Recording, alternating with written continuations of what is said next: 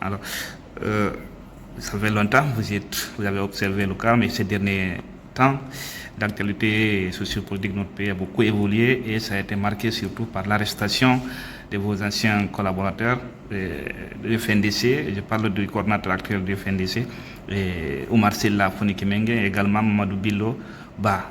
Quelle est votre réaction suite à ces arrestations? En même temps que je suis inquiet, je suis solidaire à ces anciens collaborateurs, comme vous le dites, Oumar Silla et Bello. Je suis assez préoccupé. Je ne peux être que vraiment touché, profondément touché par la situation qui vit actuellement. Alors comment vous observez cette manière de faire? Parce que vous avez à un moment donné, vous étiez confronté aussi à ces réalités, ces arrestations inopinées. Et là, ça fait maintenant 2 jours depuis qu'ils sont arrêtés, on ne sait pas d'où est-ce qu'ils sont. Comment vous observez tout cela? Ce qu'il faut peut-être souhaiter, c'est vraiment le respect de la loi dans le pays.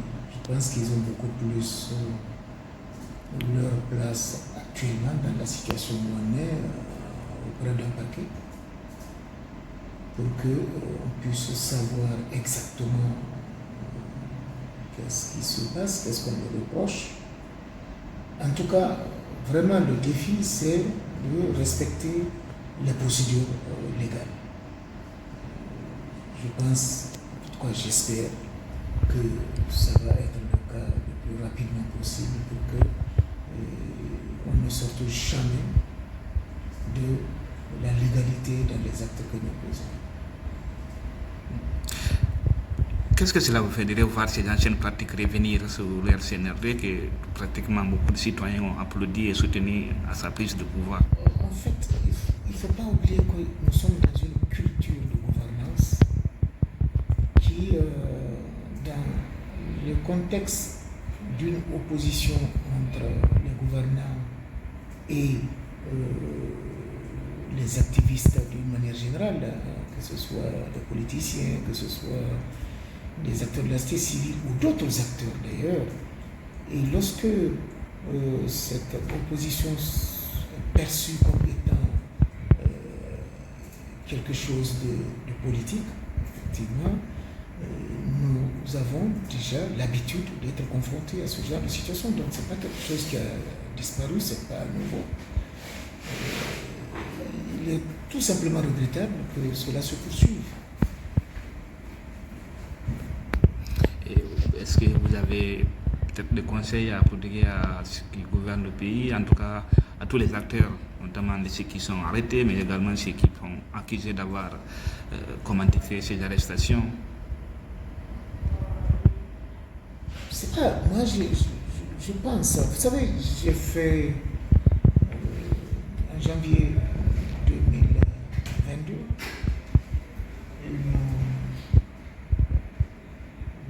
2023, je crois, une alerte dans une communication que j'ai eu à faire à travers une déclaration.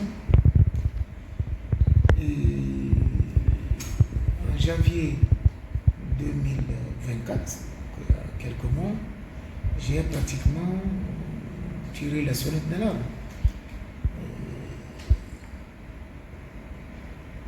On est dans une situation extrêmement difficile, très malheureusement, qui continue à se détériorer de jour en jour.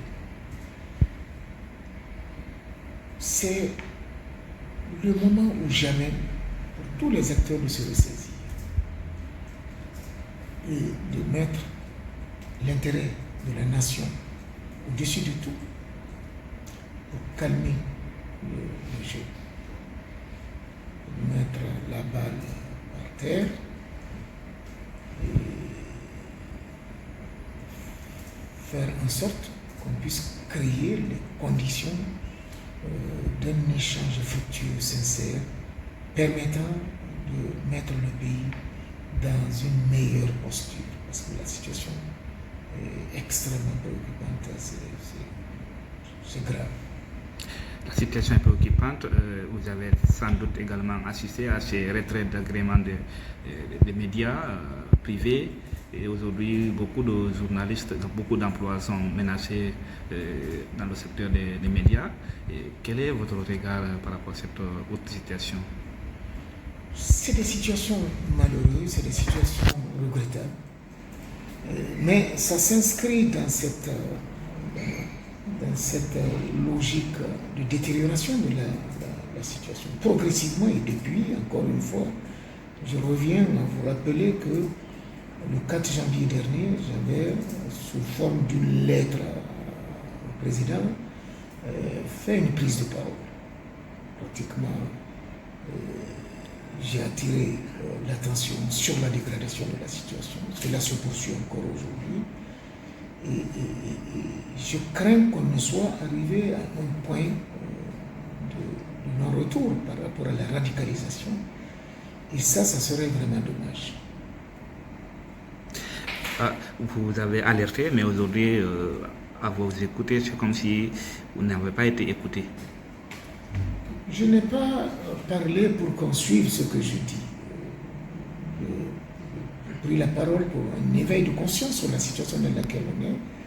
Parce que lorsque la situation est dangereuse, comme c'est le cas aujourd'hui, elle l'est pour tout le monde. Et on ne sait jamais ce qui peut arriver. C'est cela qu'il faut craindre, en plus du fait que notre pays est en train de tourner en rond, sinon même de reculer, ce qui est vraiment dommage.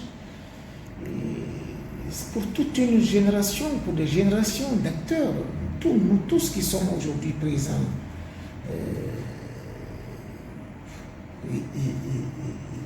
observateurs, je dirais, on s'exclut pour devenir des observateurs au lieu d'être des acteurs. Nous avons tous une certaine responsabilité, il est vrai, les autorités beaucoup plus que nous autres, mais il y a aussi des acteurs qui ont un rôle assez important. Et très malheureusement,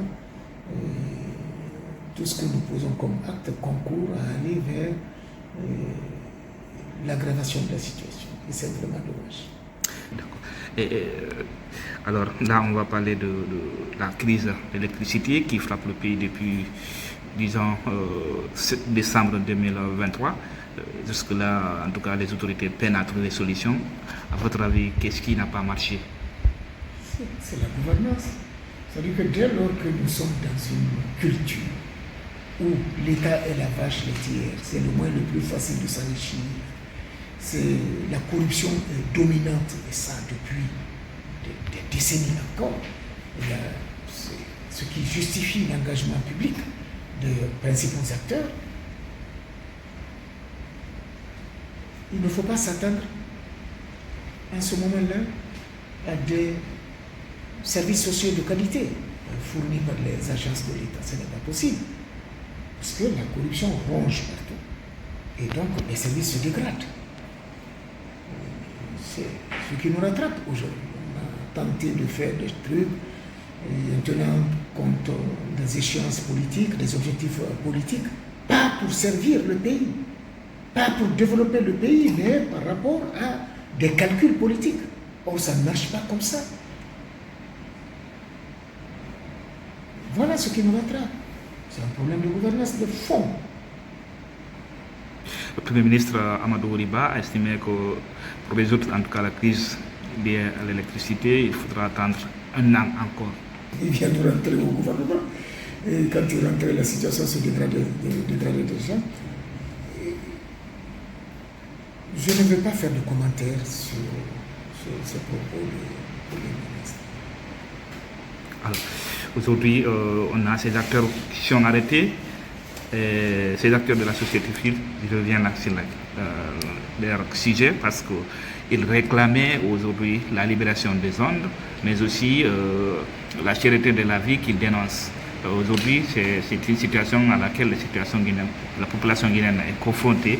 Et comment vous analysez toute cette situation, cherté de la vie, manque d'électricité, mais aussi ces arrestations? Comment vous observez tout cela? Je vous l'ai dit, la situation se dégrade et c'est préoccupant. C'est une situation extrêmement préoccupante aujourd'hui. Parce que ce sont beaucoup de choses, beaucoup de problèmes qui sont en train d'assaillir les autorités actuelles au point que nous voyons déjà très bien les difficultés auxquelles elles sont confrontées. Et moi, j'en suis très inquiet, très inquiet.